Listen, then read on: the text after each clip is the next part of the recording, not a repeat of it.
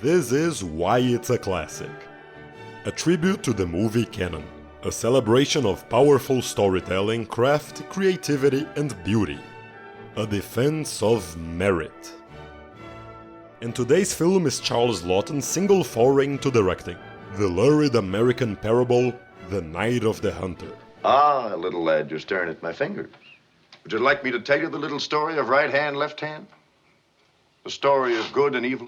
Serial killer Harry Powell, who calls himself a preacher, learns that his former cellmate stashed away $10,000, which would amount to $127,979.56 today. Nice, somewhere in his house. So the preacher insinuates himself into the widow's life and marries her. Only her children, John and Pearl, and the entire population of Sweden know where the money is hidden. Now the preacher wants to find out, by any means. There are too many of them. You can't kill a world. While with most classics I would point out its narrative complexity, that's not the case here. The Night of the Hunter is a fairy tale, all the way from beginning with a kind old lady telling children a story, in space, to capping off with a moral lesson. Lord, save little children. The wind blows and the rains are cold, yet they abide. And because it's a fairy tale, its narrative is clearly clear-cut. There's the innocent good, there's the irredeemably evil, and there's nothing in between. Maybe the murderer's loving father. Let's throw him aside. Characters even tell each other stories with once upon a time. Once upon a time, there's a rich king who had himself a son and a daughter. And once upon a time... And songs, lots of songs. The movie uses so many songs you could make a case for it being kind of a musical. Leaning on the everlasting. It culminates in the famous song duel, not duet, between the preacher and Rachel. To be honest, I don't think too much of the movie's screenplay. I'm not gonna pretend that lack of depth is brilliant when it isn't, but it seems the canon has room for its version of the Green Brothers, and I find a couple character actions quite implausible. I always thought that Willa's personality changes much too drastically from one scene to another, and this one is just too much. Pearl likes the preacher in the beginning, okay, makes perfect sense. Then he threatens to cut off her arm, insults her, nearly kills her brother and chases them into the river. Later, when she meets him again, she drops her all-important doll and rushes for a hug? What the deuce? Is that a goldfish in a dotted dress? He tried to murder you earlier this week, Pearl! Remember Sammy Jenkins, Pearl? Remember Sammy Jenkins? Can I get that through your head, you poor, silly, disgusting little wretch? Okay, had to get that out of the way. The script is a lesson in efficiency, I'll give you that. Can you imagine a great film being made today that's only 92 minutes long? One can dream. We have brief scenes of characters Icy and Walt discussing events to advance the plot, though I find them too prosaic. Walt, screw that's for sickness in the house! The preacher's entire stay in prison takes less than 3 minutes. A dialogue scene and 15 seconds of motivation revealing prayer. A man with $10,000 hid somewhere. And a widow in the making. His wedding with Willa is reduced to a simple car taking off. And every trial scene is nothing but the minimum necessary to advance the story. A car thief, picked up where you were. A man of God. And Charles Laughton's direction is as efficient as the screenplay. He doesn't need more than one single angle for Powell's and Ben's trials. Altogether, he can build a church revival out of some people and a few torches on the sides. And Powell's final trial. After the angry crowd yells, we get only a painting, a chair and 2 arms. Then a gavel to conclude the scene. This is, after all, a film made out of powerful images. Take the children's ever rightward river journey. There are 3 memorable shots featuring nature in the foreground, watching the boat go by on the starry waters. Its imagery far more at home in the silent era than its own age. Actually, so is the whole movie.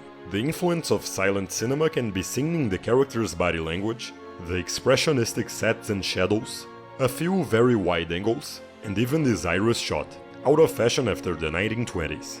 Children? The preacher does some unexplainable Nosferatu posing right before murdering his wife in their Caligari-esque bedroom. And later, when Powell reaches for the children, his hands seem more counterlock than normal. Yeah, shadows are a big deal here. The preacher enters the children's lives as a huge shadow.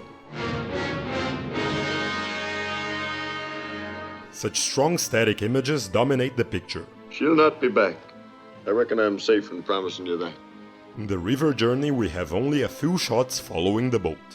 In most of them, the camera stays put and watches as the children move from left to right.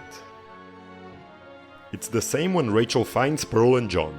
She whips them to the left in this wide shot, and as they leave the frame, we cut to a similar static angle watching them move from right to left. They leave the frame again, and we cut to an identical angle. And again.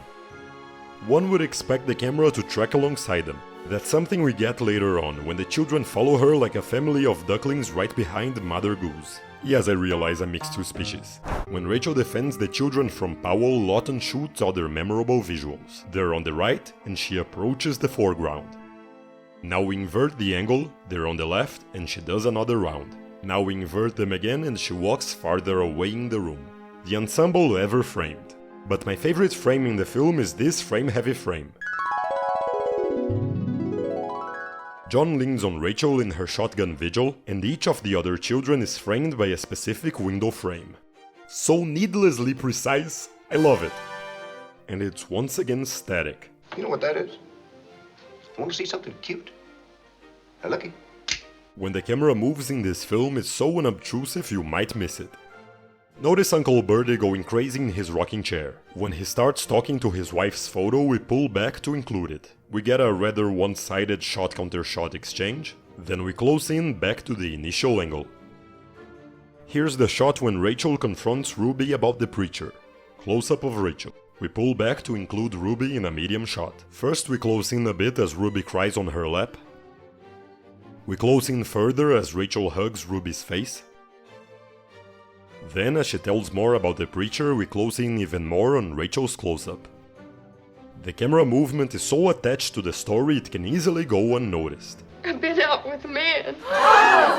But the picture starts with some quite bold camera motions. We begin by listening to a parable in the sky and the camera flies over the world, moving and cutting down and down to find a murder scene. Then we move up and up again back to the sky to find and land on the wolf in sheep's clothing. Not that you mind the killings. Your book is full of killings. We do these subject-finding flights a couple more times. By the way, notice how the preacher's preacher garment contrasts with the rest of town. Makes you wonder if this guy might be evil. And I love how indiscreet is this cross-cutting that teases the preacher's arrival to town. You're a grown woman with two little young'uns. It's a man you need in the house, Willa Harper. I wonder if that train is bringing good news. The Night of the Hunter stands out from the movies of its era. It's a simple, straightforward, universal and eternal good versus evil parable, presented in the style of nightmarishly macabre Americana. It is the son of many fathers, and it fathered many sons. But it remains its very own beast. Children. Children. Now, dear viewer, prove that you're not a poor, silly, disgusting little wretch, and like and subscribe. Also consider joining my Patreon, where this film was voted on, and tell me in the comments which classic you'd like to see covered next. Just remember, classics ended after the 60s. Thank you for watching.